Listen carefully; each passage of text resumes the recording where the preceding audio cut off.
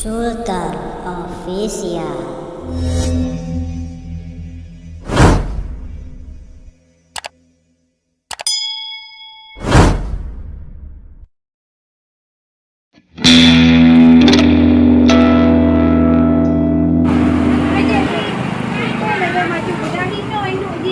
Oh, no. Maka dia nak dengan kau pasal.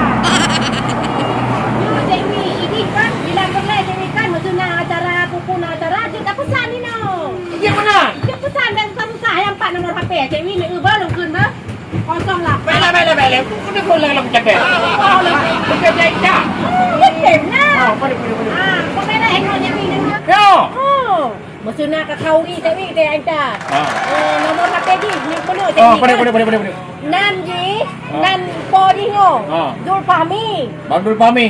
Nomor HP 08 Ah. 52 Ya. 77 Ka. 10 Je. 63 Bang Abdul Pami ya. Bang Dul Pami. Oh, Dengar boleh. dikata langsung Dewi. Okey.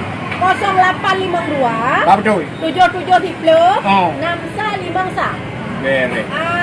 Dewi balik kan. Oh, bateri mana no? Ai Dewi, pernah nak ada ngongoknya Dewi. Mesti nangan ada pegah haju terdepu nak ke kauri pupu kan. Ikut penai pegang tu resepsi je nak. Siap antar Dewi. Kau apa?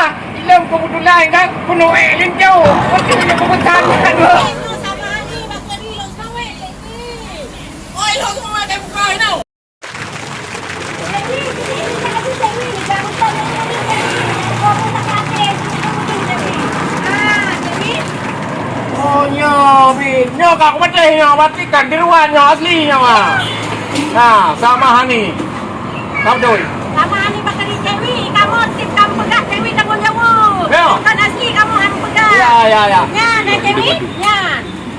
Yo Dewi kan? Hani patih. Kini rasa di Dewi.